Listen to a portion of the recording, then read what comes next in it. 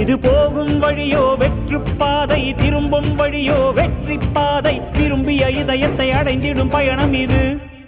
கடல் தாண்டும் பறவைக்கெல்லாம் வழியில் மரங்கள் கிடையாது. ஆனாலும் கண்டம் தாண்டும் சிறகுகள் வலிக்காது. மலையேறும் எறும்பின் கால்கள் வெயிலை மிதித்து உடையாது. மனதோடு காதல் வந்தால் மனிதா தடையேது.